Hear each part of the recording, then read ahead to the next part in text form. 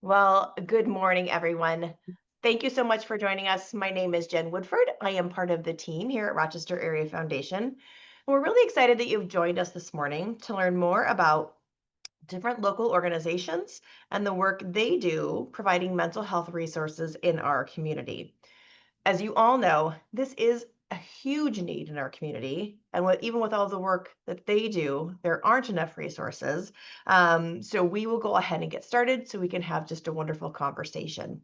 As we do every month, we do ask that you stay muted if you are not the current presenter, but we encourage questions. So please use the chat function if you have questions.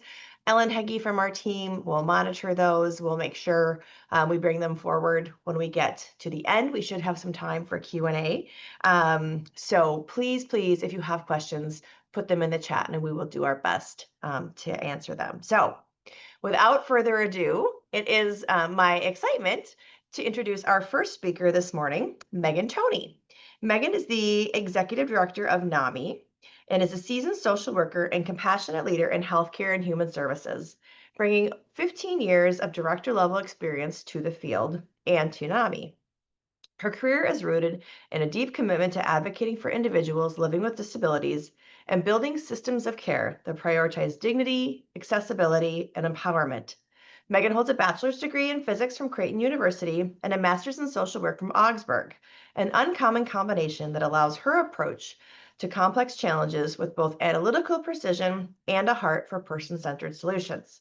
Outside of work, Megan is a proud mother of four, an aspiring pickleball player, a devoted dog lover, and an outdoor adventure enthusiast who finds joy in exploring nature and staying active. Welcome, Megan. Thank you and good morning. As you might have noticed, I'm moving around a lot and pivoting quickly for my technical difficulties this morning, but here we are. So I just wanted to thank everyone for being here and for the foundation for the invitation to this important discussion. I did prepare slides for you. You are not going to see them today because of aforementioned technical difficulties, but that's okay. We're going to have a great conversation either way. And fortunately, I can talk about this for a long time. So, not maybe fortunate for you, but Ellen will cut me off. Don't worry. To get started today, I actually want to invite you to participate in a 5-minute guided meditation. So, before we start, I want to recognize that if meditation isn't something that you are used to doing, you may feel some discomfort around the idea. So, I just invite you to participate in this next 5 minutes in whatever way feels the best for you today. Um, the idea of meditation is, to calm your mind and to bring about some stillness and clarity. So, again, participate in the way that feels best for your mind and your body today. And we do a lot of talking about self care, but I find that we're not great about doing the self care. So, this is just an invitation today to do 5 minutes of self care together as we center our conversation around mental health and still your mind for that conversation before we give you a lot of really interesting and neat information that will get your mind going again. So, again, I invite you to participate in this in whatever way feels best. But wherever you are, just begin by finding the most comfortable position for your body. So I invite you to straighten your back and place your feet on the floor before we begin. Feel free to close your eyes if that feels good for your body today. Turn your camera off or turn it back on, whatever feels best. And bring your attention to your breath. As we go through the next 5 minutes, I'm going to invite you to breathe. And then when you do this, start with your belly. So sometimes that helps to even just put your fingers right on your belly and breathe in, filling the air from your belly up into your lungs. And then slowly exhale that breath. As you exhale, focus on releasing any tension or stress you may be holding on to. As you continue to breathe, feel the sensation of your breath entering and leaving your body. Notice the coolness of your air as you inhale and the warmth of your air as you exhale.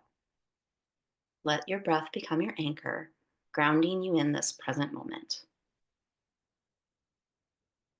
As you continue to breathe, shift your attention to your body. Begin by relaxing your forehead and letting go of any tension you may be holding there. Allow your eyebrows to soften, feel your facial and jaw muscles relax. Let go of any tightness or clenching in your jaw, and let your tongue rest gently on the roof of your mouth. Continue to breathe, bringing your awareness now down to your neck and your shoulders. Notice if you have any tightness or discomfort. As you exhale, focus on releasing that tension, allowing your shoulders to drop away from your ears. Feel that sense of ease and relaxation spreading throughout your upper body. Now bring your attention to your arms and hands. Become aware of any sensations you may feel in these areas. Perhaps you can feel the weight of your hands resting in your lap or the gentle touch of your fingers against each other. Allow any tension or tightness to dissolve and feel a sense of lightness in your arms. Continue your breath, centered and anchored in that breath, shifting your awareness to your chest and your abdomen. Notice your breath's gentle rise and fall as your lungs expand and contract. As you breathe in, imagine that you are breathing in a sense of peace and calm. And as you exhale, release stress, concern, or worry you may be carrying today. Feel your body relaxing with each breath, becoming more and more at ease.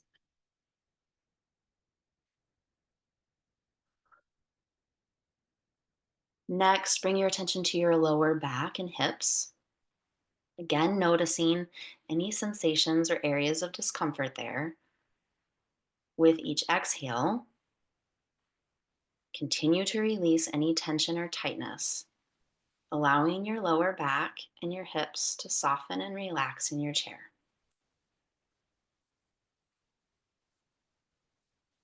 Expand your awareness to your legs and feet, noticing the weight of your legs against whatever surface is beneath you,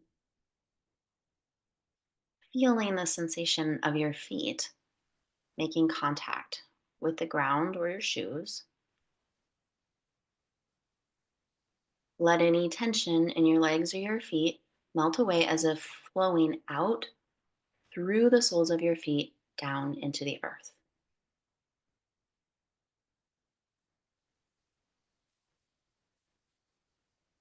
Take a moment now to scan your body, noticing if there are any areas where you may still be holding tension. If you find any, send your breath into those areas, allowing them to soften and relax.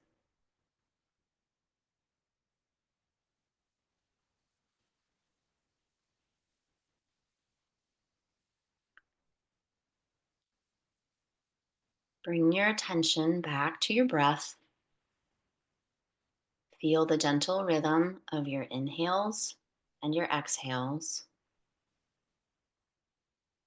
With each inhale, fill your body, and with each exhale, send your breath to any areas of your body that it may need. With each breath, focus on the sensation of calm and tranquility, your presence in this moment.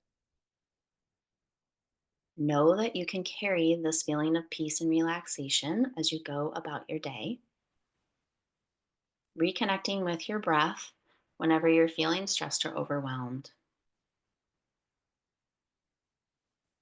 When you're ready, open your eyes, bring your awareness back to this present moment, And take a moment to express gratitude to your body for its well being, thanking it for the sense of calm and tranquility that your breath can bring.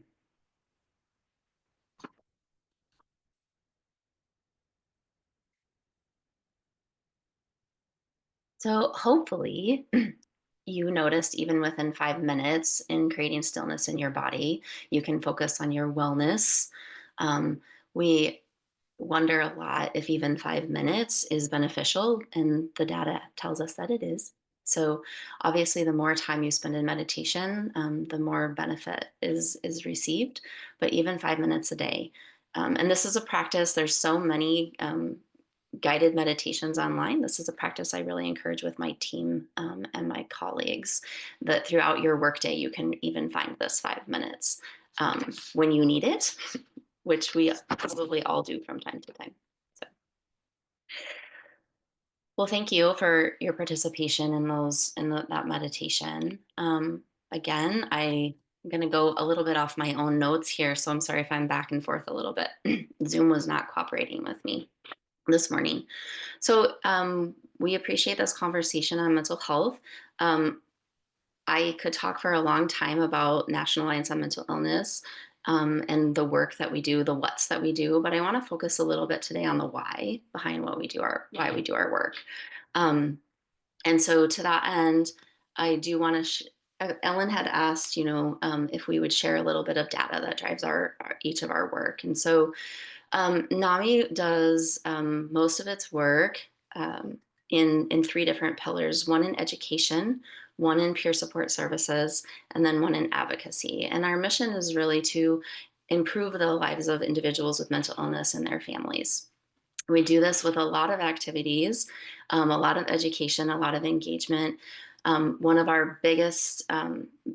the biggest mission-driven activities that we do is really to amplify the voices of lived experience. So sometimes you've heard the phrase in the world of disability work, nothing, nothing about us without us. And there's some different iterations of that phrase, but the idea is that as we go forward trying to improve access to mental health services and help people navigate the really complicated mental health spectrum of services that we have, that the voices of individuals living with mental illness and mental health concerns is centered in that work. So one of the things that NAMI does very uniquely is has a lot of focus on peer support services. So helping people that are working toward recovery by partnering them with people that are in their active recovery, so that that journey is supported in a unique way by someone that has a lived experience, in addition to hopefully the level of professional services that are also needed for an individual. So why do we do this work? Obviously, we are hoping that we can help people live the very best version of their life that's possible for them. And then a lot of our work is really rooted in suicide prevention. So I just want to take a minute to say, this is a hard topic, so I'm going to share some information and some data on suicide. But I do want to just take a minute to acknowledge that many of us in our own life journeys have been touched by suicide, and this is a difficult topic to talk about. Unfortunately, it's a difficult reality, and it is something that is driving the work that many of us are doing in the mental health landscape. So the most recent data that we have around suicide is from 2023. The Center for Disease Control is the source of the statistics I'm going to share with you. And quite honestly, we have still such a long way to go in suicide prevention initiatives. 49,000 people died in the United States by suicide in 2023. One of the things I want to share with you about interpreting data around suicide, however, is that number is probably low, because we are not able to parse out, for individuals with substance use disorder that die by overdose, we are not able to identify how many of those deaths are also completed suicides. So unfortunately, 49,000 people in the United States in 2023 is a low number. We know that. And that's one death every 11 minutes. In comparison, in 2015, 10 years ago, we had one death every 13 minutes. So as you can see, we're going the wrong direction still in suicide prevention initiatives. In addition to that information, 12.8 million individuals identified in the CDC surveys that they had seriously thought about suicide. 12.8 million people. So one of the biggest things that we do at NAMI is create presence and connection for individuals that don't have other connections. So we do that through our support group services. We do that through our peer support services. We do that through our open office door. So for a lot of individuals, getting access to services and being able to talk about their mental health are two of the biggest barriers that they have. So NAMI exists to have an open door where you can safely come and talk about, difficult conversations about your mental health or your mental illness, and get connected to resources and services that you might need. One of the really concerning things that I have is that we are seeing suicide rates at lower and lower ages. So unfortunately, for kiddos 10 to 24, so we consider those our youth in this data pool, suicide rates in the past 2 decades have increased 62%. Our youth are really struggling. And so we have to keep these conversations. And I think, we have to keep these conversations going, and we have to continue to work to reduce the stigma around mental health to keep our young people safe. So that's a little bit of the data. It's heavy data. I know that it's not easy to talk about. It should be concerning, but it's some of the data that's really driving our work forward. The last thing I just kind of want to highlight is what can we all do together? So sometimes it feels overwhelming, right? You hear that, you say, "Oh, what can I do?" And I want to really be encouraging that every single one of us walking around, no matter what role we're in, can work toward ending the stigma around mental illness and mental health. So I have a lovely slide about this that you won't see, but that's okay. The first thing is that we can talk about it. So talking about mental health in your families and your communities is the very first way to work toward ending the stigma. We start with our own individual relationships and building those connections, and we can end the stigma by normalizing conversations about mental health. The second thing is to educate yourself and others. So pat yourself on the back because you're all doing that today. You've all come to this conversation to learn more about what your nonprofits are doing and why we're doing it. So thank you very much for doing that. And then share this with other individuals in your life. The next thing is to be conscious with your language. And we talk about this a lot with our young people. There are a lot of phrases in our day-to-day that are stigmatizing. So drawing some attention to your language. And this is one that we all do, and I do it, and we have to continue to work toward it. So here's a couple of examples that we hear in Minnesota quite a bit. Things like the weather is being so bipolar today, So what a lot of times what people mean by that is it's changing rapidly from one extreme to another. And we have seen that in the last couple of weeks, right? So how we talk about and use phrases about mental health and mental illness impact the people around us in ways that we don't always know. One of the ones that I have to work toward all the time is when I hear something, I think, oh my gosh, that's so crazy, right? So thinking about our language, thinking about words we can substitute. I like the word wild. I go with wild. That's so wild. If I hear something and my brain kind of does like, oh, that's so crazy. So finding substitutes in our language to not stigmatize mental health. In our youth in particular, we hear a lot about like, oh, if that happened to me, I would just want to die, right? So again, in the world of thinking about suicide prevention, how do we move our language in ways that are expressive and get our point across, but are not stigmatizing to mental health or pointing toward death? Another big one is to really recognize that mental health is health. So, and this kind of goes to talking about it. So I might go meet a friend for coffee and she says, oh, how are you doing? And I said, oh my gosh, my blood pressure is so high. I had to have, I was with my general practitioner, and I may be comfortable saying something about my physical health, right? But how often are we saying something about our mental health? So recognizing that mental health is health, Your brain is an organ. It needs care and treatment and sometimes medication, and that's okay. Show compassion and educate yourself on the signs and the prevention signs of suicide. So we have a lot of resources. If you've never done a suicide prevention training, we can happily connect you with a lot of resources about how you can become an advocate in your own life and your communities and be aware of recognizing the signs of suicide and also the next steps of response to help someone intercept those thoughts and feelings. The last thing that I want to encourage you to do is resist self-shaming. So when we do this work, when resist the temptation to shame yourself for not being okay. We talk a lot about this too in this world. It's okay to not be okay. And the more we can tell ourselves that, and the more that we can share that with others, the better we are going to be at ending stigma around mental health and intercepting people from getting help. So thank you very much for your time. Thank you, Megan. If you would like to learn more for yourself, for a loved one, for someone you care about, Ellen did put NAMI's website in the chat, and hopefully you can make the brave decision to try some of those resources that are out there, again, for you or for someone else.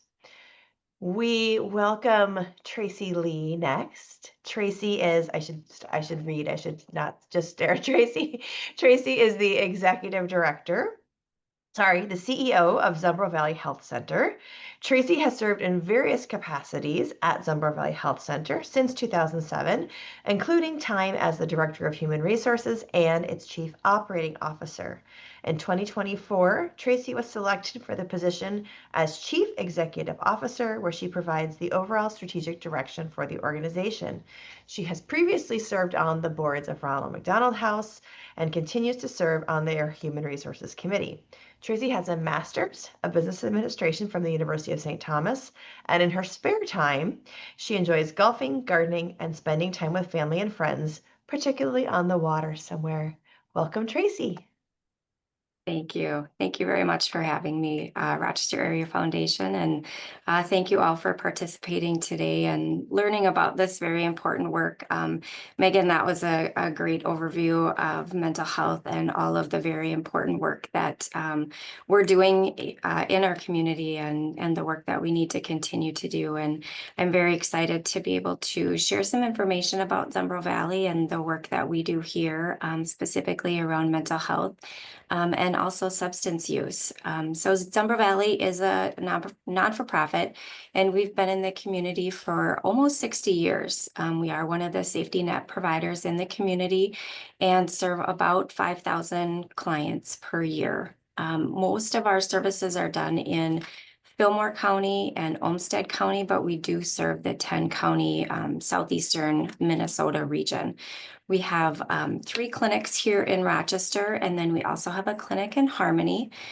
We have a lot of staff who work out in the community, doing services with clients, meeting them either in their homes or at other places out and about in the community. We also have providers who are located in area schools. We're currently in 5 different school districts and 14 different schools. So we're currently in Dover, Yoda, Stewartville, Pine Island, Kingsland, and also in the Alternative Learning Center here in Rochester. In 2017, we were certified as a community behavioral health center, which is essentially a model of care that was designed in order to provide comprehensive, integrated, and coordinated care.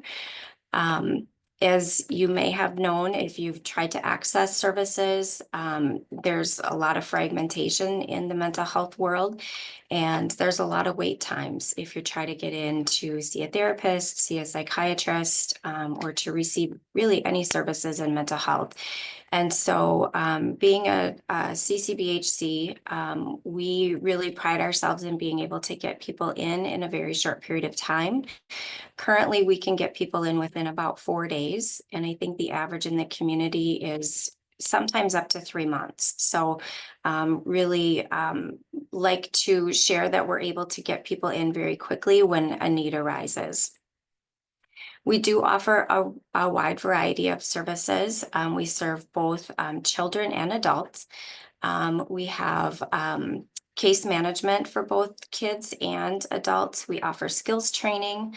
As I mentioned before, we have the school-based mental health. We do therapy. We have outpatient services for substance use, and also we have the inpatient detoxification center. We do inpatient mental health services through our residential treatment and also offer crisis stabilization through that program. We have some housing and homeless services. We do peer support, similar to what NAMI does. And we also have psychiatry and some integrative medicine services such as smoking cessation, Reiki, and a metabolic clinic. Most of the clients that come to us do have complex medical, mental health, substance use, housing needs. So we also screen them for social determinants of health, such as dental, food insecurity, employment, transportation. We have some connections in the community. We have Apple Tree Dental, who we have a partnership with. They provide services on site here. We also have an on-site pharmacy, and we have a connection with Goodwill Easter Seals, who work with our clients in order to help support them with employment. A majority of our clients, about 80%, are either on medical assistance or have no insurance. So that is a majority of the clients that we see. As you can imagine, the work that we do is very rewarding, but also can be very challenging. And most of our clients have some very difficult life circumstances and barriers and have a very high level of need. As we've talked about today, May is Mental Health Awareness Month. And while we focus a lot on our clients, we also have a focus on our staff to ensure that they're maintaining good mental health. Megan, I loved your meditation this morning. That was a very good way to kind of ground ourselves. We do that with our staff as well. We have a variety of ways that we just really try to help our staff ensure that they're at their best when they're providing services to our clients. And so just a couple of things that we do here at our organization to help support them.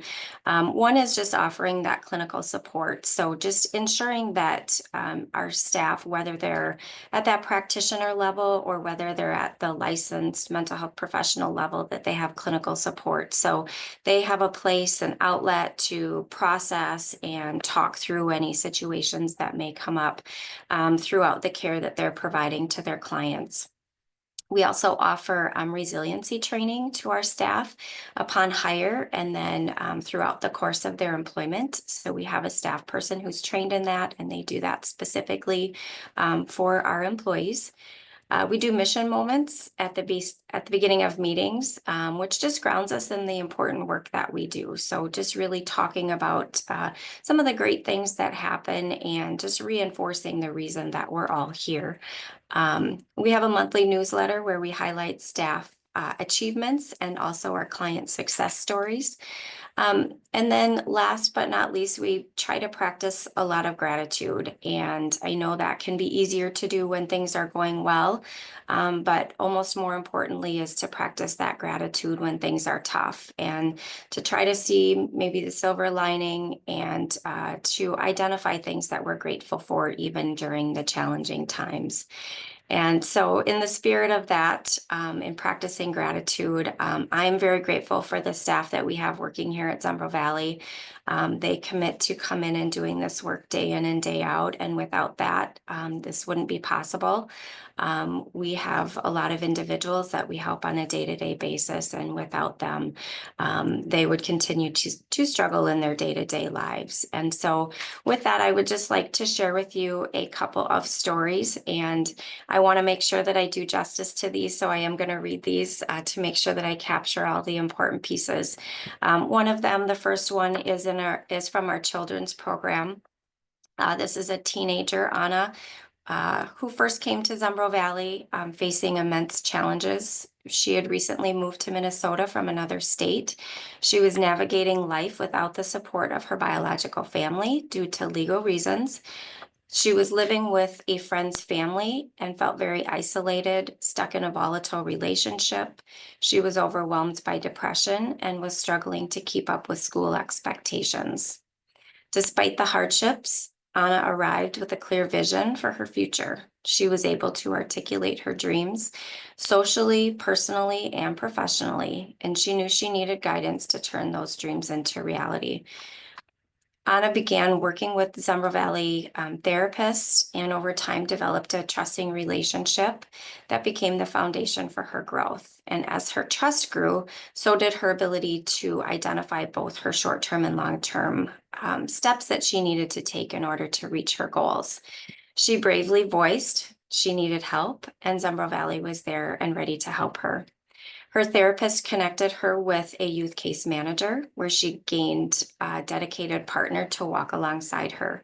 Together, they tackled a range of practical needs, establishing primary and dental care, adjusting her school schedule to help support her work responsibilities, navigating the bus route, opening a bank account, connecting with a job coach, and joining a group focused on boundary setting and building healthy relationships. Anna had a vision, and what she needed was a team to help support her in her journey. With encouragement and practical tools, Anna took steady steps. Her determination paid off and has now been accepted to her dream college. And with the help from her team here, has secured financial and physical resources to make her dream a reality. Anna continues to build on her coping skills. She fosters strong and healthy relationships and has grown into the person that she has always envisioned. Her courage and commitment to have a different outcome have inspired everyone who has had the privilege to work with her, and we're honored to have walked with her in this path and are so proud of what she has accomplished. So really a great story for one of our youth in the community who really was facing some pretty significant challenges and without guided support could have walked down a very different path. So one of the really exciting stories that I wanted to share. The next one is in our adult programs. And this individual, who we'll call Jane, started services with Zumbo Valley about 10 years ago. She was diagnosed with borderline personality disorder, ADHD, and major depression. She had several stressors in her life. She was very unhealthy. She was in an abusive relationship. She struggled with substance use, had lost custody of her daughter, and had chronic pain and mobility issues as a result of being morbidly obese. In the early months of treatments, she was hard to engage, often missing and no-showing appointments. Over time, she built a rapport with her therapist, her behavioral health worker, substance use staff, and started working towards improving her health. She has been in wraparound care in a variety of combinations. So when we talk about wraparound care, we often have people who are in a lot of different programs within our agency. So with her, it included adult rehabilitative mental health services, so ARMS, behavioral health home, targeted case management, enhanced care coordination, psychiatry, primary care, and therapy, all within a mixture of those programs throughout several years.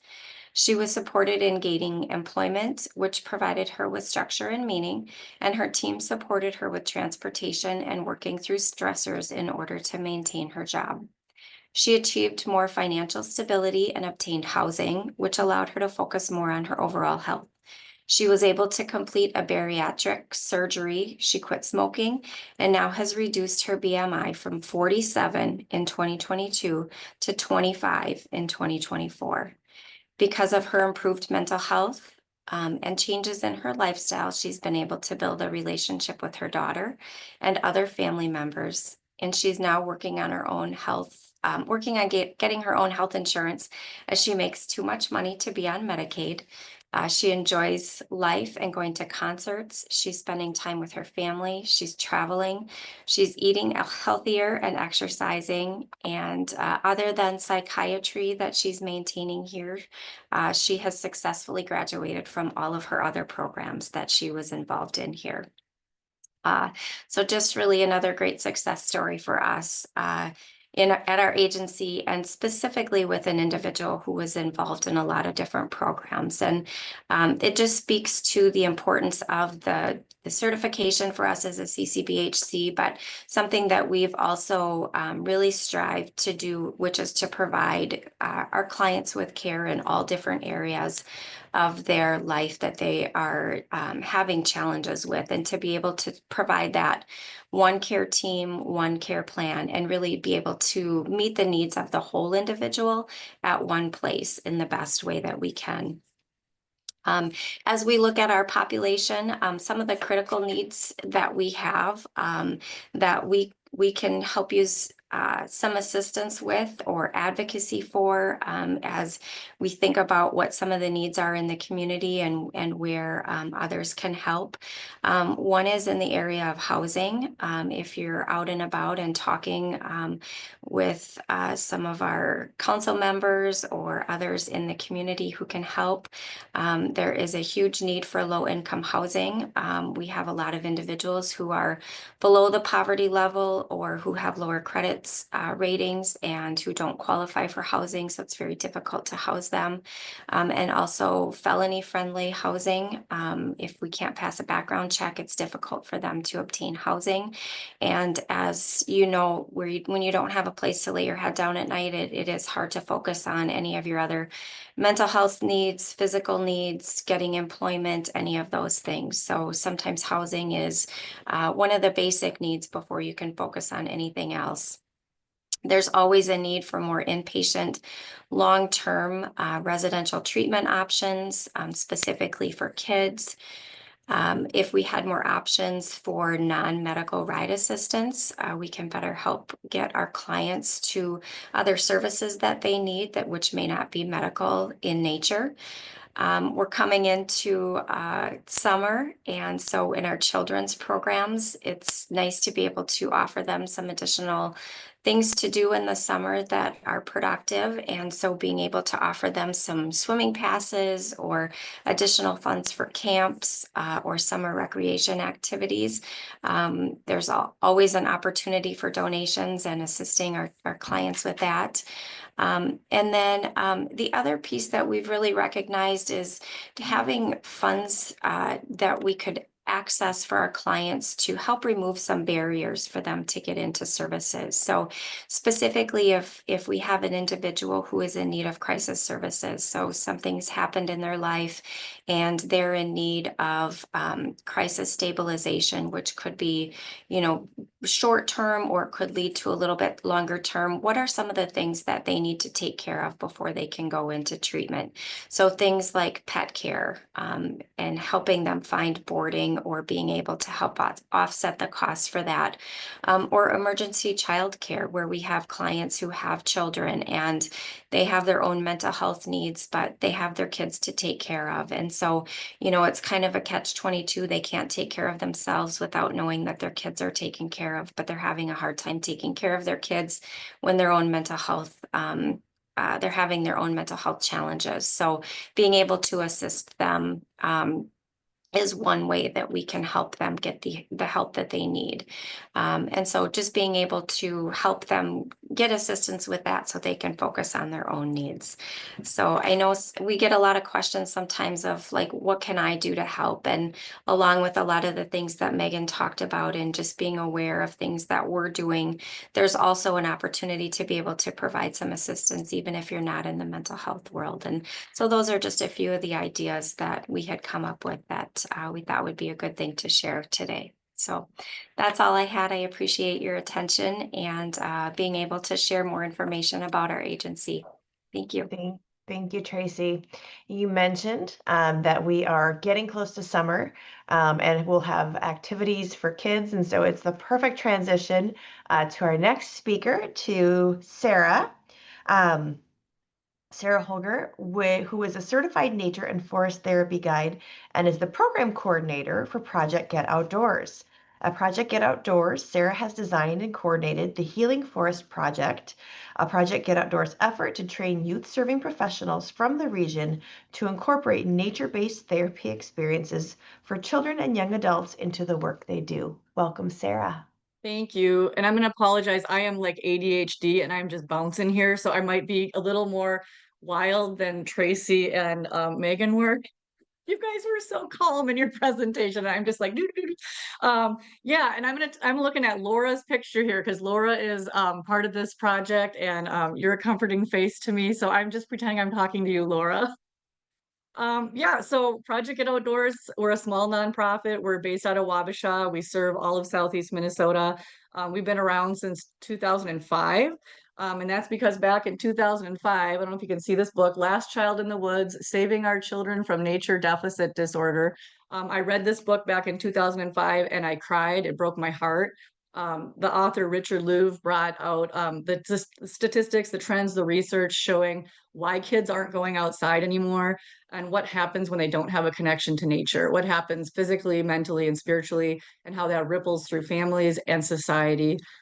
We cannot be healthy without a connection to nature. So meditation, yoga, whatever you do, nature also needs to be a piece of that well-being practice or toolkit. And I'm not going to go into all the reasons why. There's webinars on that. We have a whole initiative in Southeast Minnesota called Southeast Minnesota Park RX. It's a group of parks providers and doctors working together to prescribe time outdoors. And so we have resources. If you click on the Project Get Outdoors website, you can get to the Park RX information, tons of resources on the research behind what happens in our bodies, in our brains when we look out a window even, or we look at a picture of a tree. But when we can go outside into the forest or into a space with nature, wow, it does amazing things to our bodies. So another book I'm going to recommend is called The Nature Fix by Florence Williams. And she looks at the science of what goes on in our bodies. It's pretty amazing. And it's exciting because places like Mayo Clinic are starting to look more at the nature-based importance of well-being. So we've been doing a lot of programming in the last 20 years to connect kids to nature, primarily in after school and outdoor or out of school settings. So daycares, places like youth centers, boys and girls clubs, YMCAs, libraries, low income housing sites, community ed, churches, you name it, places where kids are when they're not at school. But in 2021, I went through the Nature and Forest Therapy Guide certification through an organization called the Association of Nature and Forest Therapy Guides. It's a 125-hour, 6-month course. It's a pretty intense course. And then I've been practicing that. And through that training, it really transformed me in the idea of like a mindful, intentional experience in nature. So it's nature-based therapy is based on forest bathing. It's a Japanese practice. It's a very slow, gentle, sensory-based practice of using your senses in nature. And you don't have to go outside to do it. You can look out a window and do it as well. It's extremely adaptable. If you're blind, if you're deaf, if you're in a wheelchair, anybody can do forest bathing. And so this practice really changed my way of thinking about how we're engaging with kids. Because a lot of what we do, and it is great, no matter what we do outdoors is good, but how can we introduce children to like intentional, mindful nature experiences? And so I brought it to our Project Get Outdoors board. How could we support more folks in Southeast Minnesota getting this certification? Because it's $4,000 a person. It's a pretty intense course.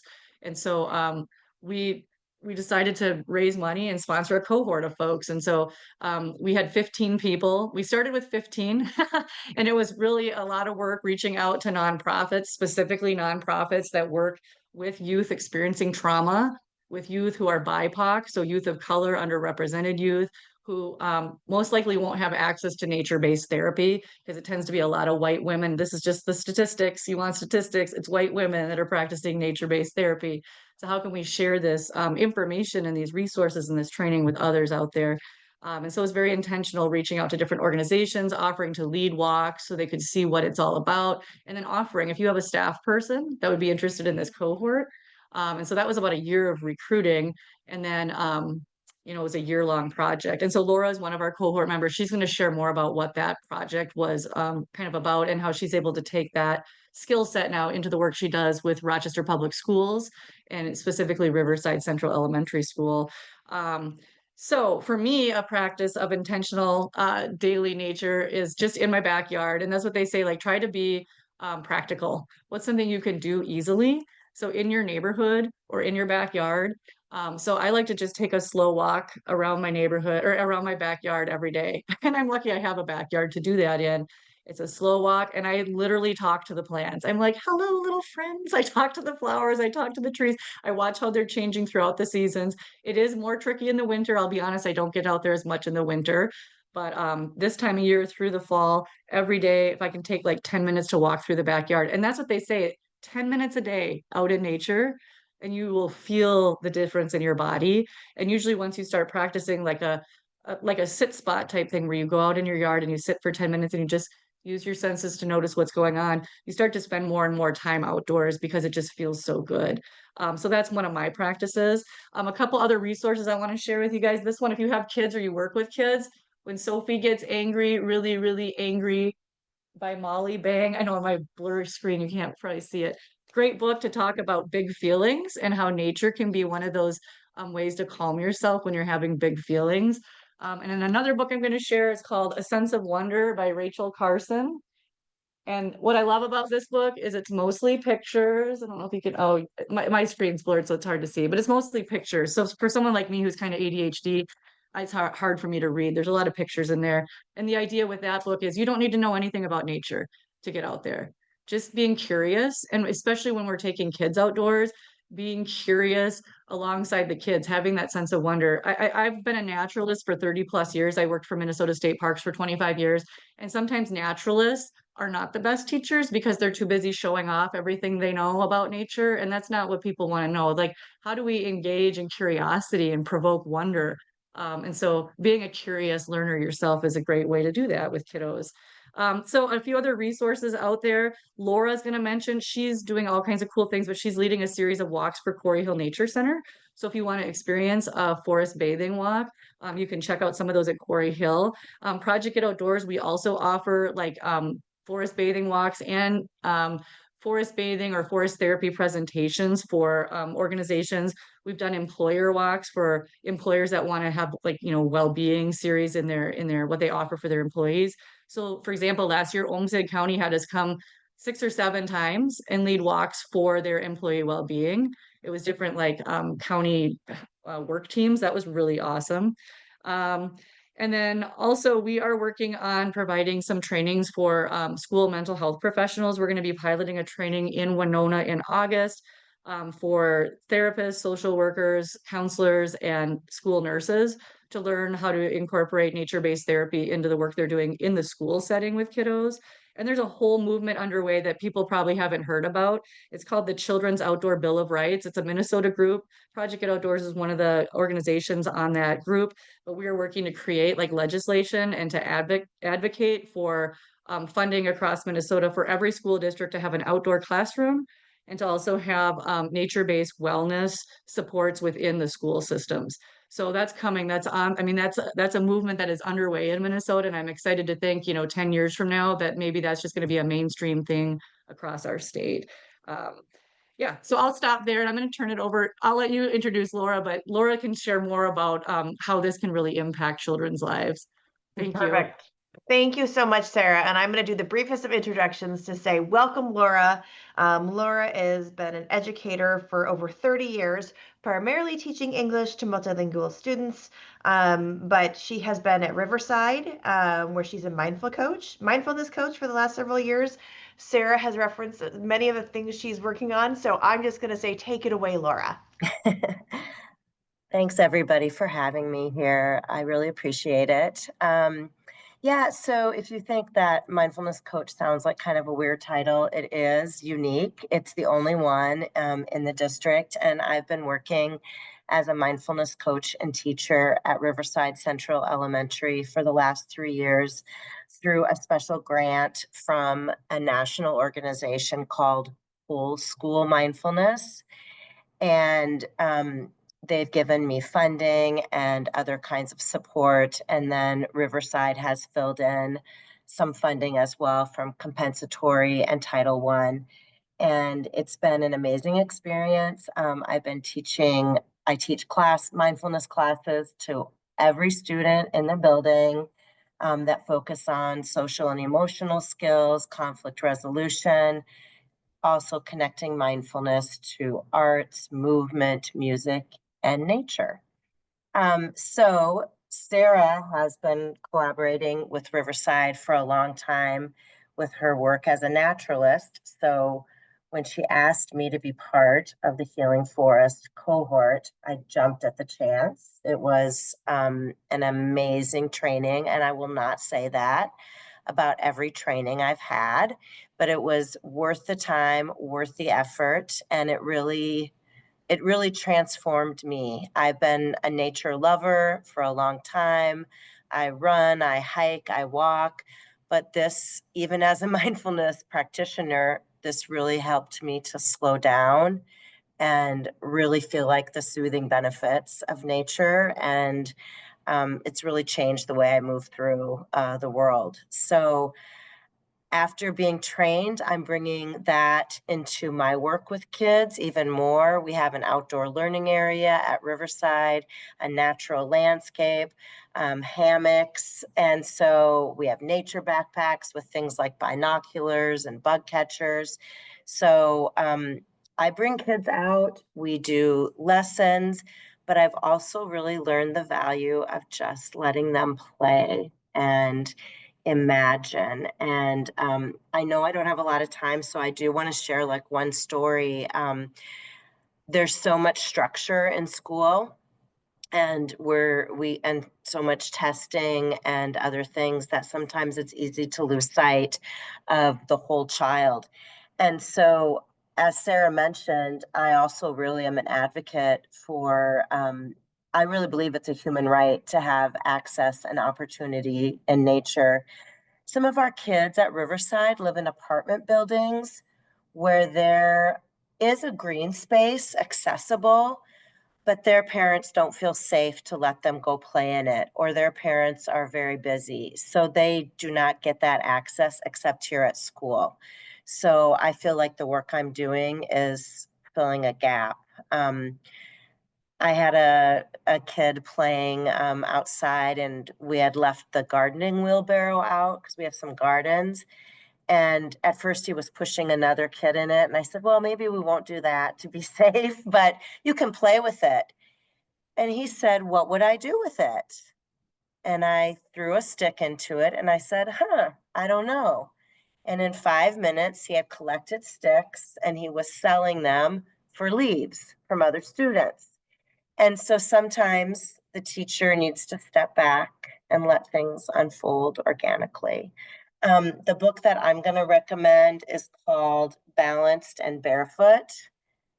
And this is by Angela J. Hanscom, How Unrestricted Outdoor Play Makes for Strong, Confident, and Capable Children. So yeah, I've been integrating this into my work as much as possible with kids. As Sarah mentioned, I have a partnership with Quarry Hill.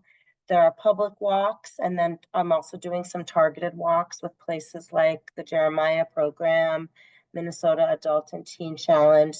So the next public walk is May 17th. You can check it out on their website.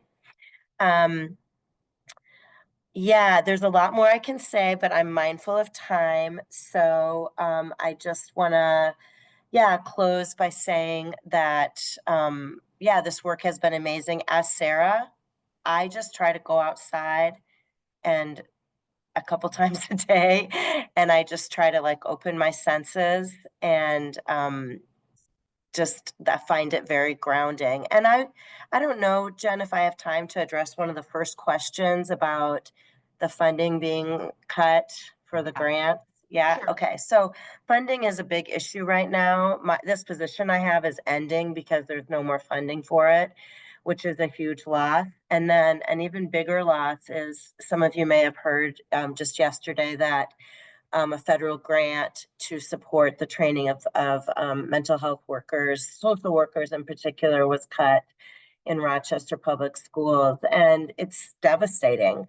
I personally know education support professional. She's actually squeaking in and finished her work this year, so she'll be able to continue. But I have other colleagues that are in the program, and they're just being cut off mid-cycle, which is, as Dr. Pakel said, it's really a waste of, it's not efficient.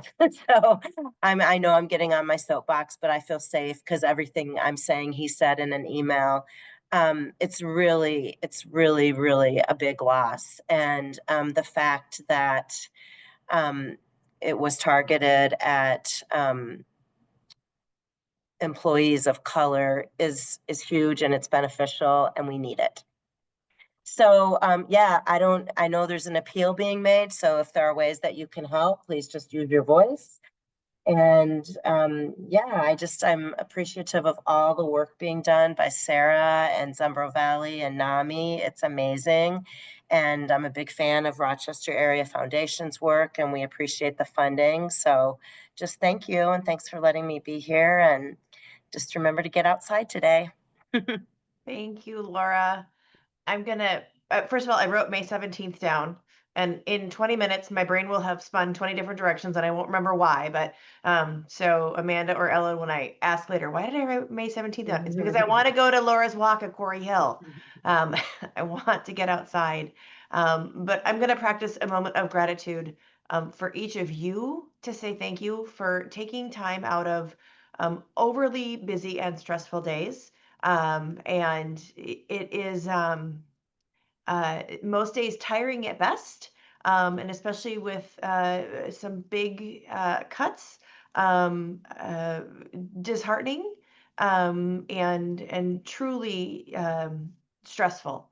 And so we recognize that, and I do want to just say thank you for keeping going, for doing what you can on a daily basis, not just to you, but for your colleagues and your staffs. Truly, our community is a better and stronger place because of the work that you do. So thank you so very much.